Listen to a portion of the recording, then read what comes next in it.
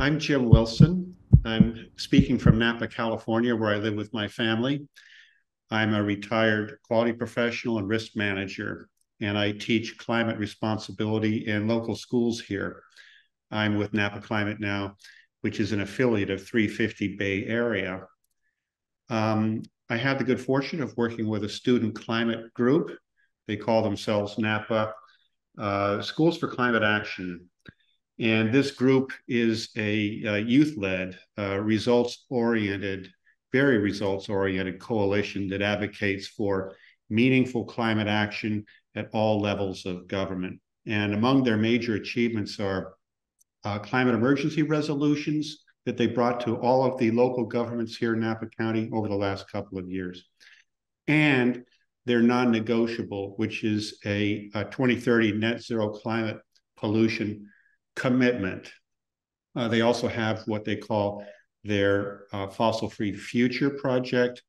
And now 4 out of 5 cities in the county have now prohibited new and expanded gas stations, and they're working on the final one right now. But they also have what they call, are we losing faster than we are gaining? They know the answer is absolutely yes, we're losing much faster than we are gaining. And this is about a project that goes back several years in the schools. A group of boys were looking at natural plant communities in the county and found that we are removing their ability to sequester and store carbon much faster than that carbon can be restored. And that's around the idea of the irrecoverability of lost carbon at this late stage of the game, especially when we have a limit of achieving net zero climate pollution before 2030. And so this group made a film based on data that they had from our local resource conservation district. And the film is called Deforestation Sounding the Alarm. I'd like to present that to you today on behalf of the children of Napa.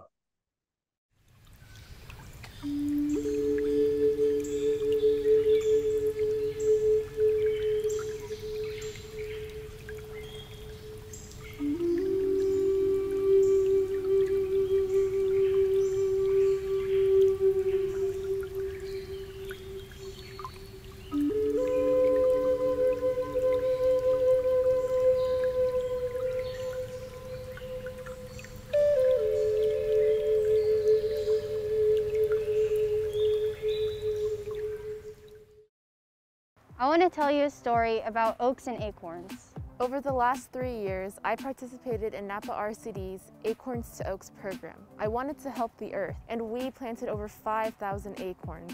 Oaks are important to our Napa County ecology. They're beautiful, they're inspiring, and they support more biodiversity than any other terrestrial ecosystem in the state of California. They're also critical to the resilience of our ecological systems. Because they're larger and they've had more time to grow, they're able to take the carbon emissions from the atmosphere and store them in their trunk. One old oak tree, like the one you see here, can store as much as 1.3 metric tons of carbon in its trunk, branches, and roots. I was excited to learn about how our acorn planting efforts were going. Last summer, Katie Stillwell and Jim Wilson did research on all of the acorns that we had planted. They found the carbon sequestered by all the young trees planted over 8 years was only about half of what one old oak sequesters.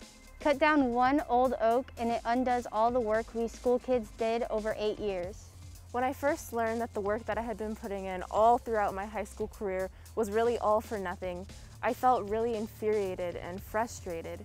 The easiest way to reduce carbon in the atmosphere is to stop cutting down trees. Even today, we're continuing to allow the conversion of forests, chaparral, and grasslands to other uses that store less carbon at a rate of about 200 acres per year.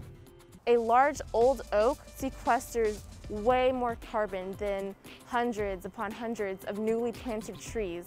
When they're cut, all of that carbon is released into the atmosphere. We know what to do. We know what to do, but we have to act fast. We must stop killing our old oaks. Without a massive effort to reverse the global warming that threatens humanity and the natural world, life as we know it will continue to collapse.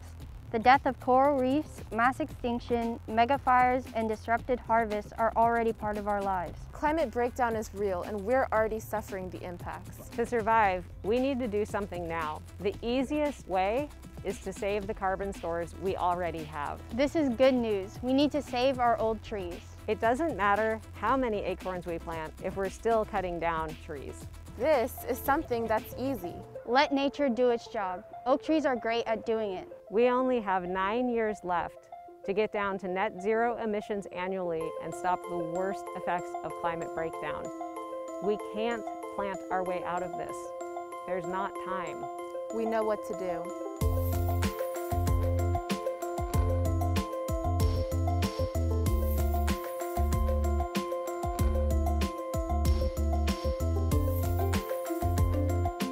The 3-minute video is a way of wrapping up years of student efforts around understanding and trying to make it understood by policymakers here that we're losing much faster than we're gaining.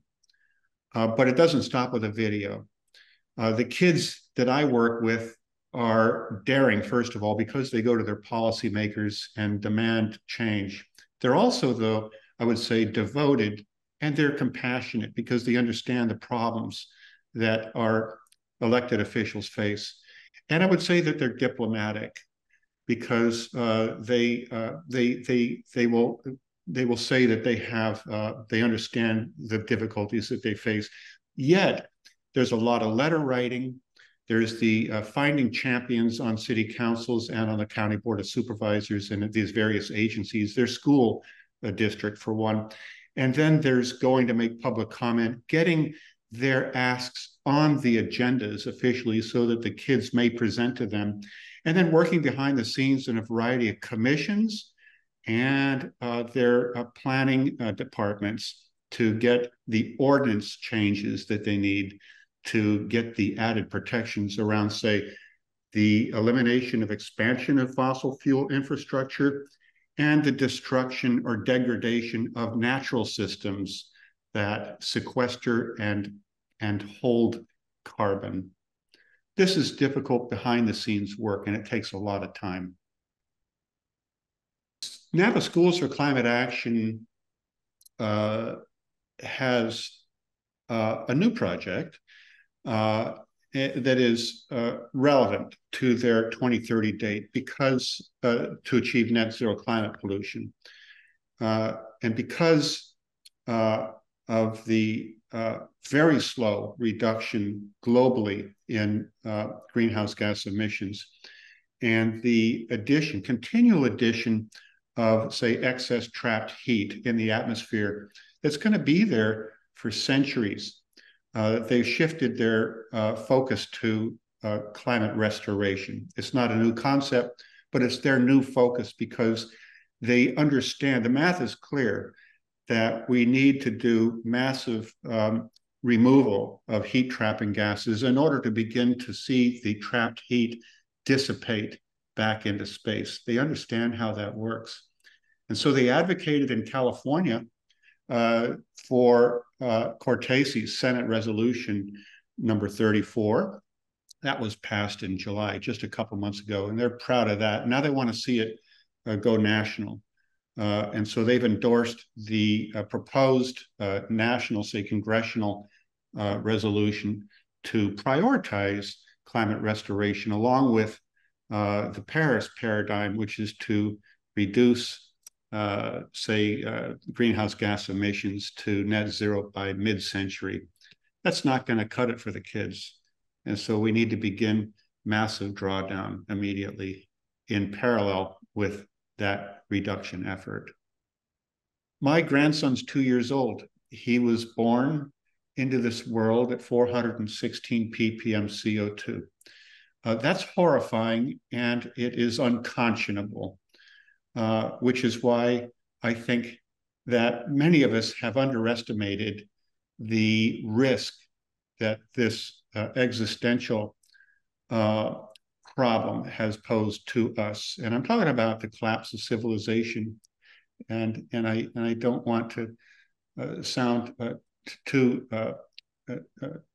gloomy about this, but this is the prospect that my grandson and some of my students are facing right now, which is exponentially increasing heat, exponentially increasing aridity, and exponentially increasing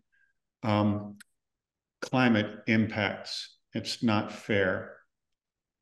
The technologists have done their job. We know what the pathways are to 2030, and we know what we need to do to achieve 300 ppm pre-industrial CO2, restore that by 2050. And so now it's clearing up the way to make that happen by making it socially acceptable and politically correct. You know what?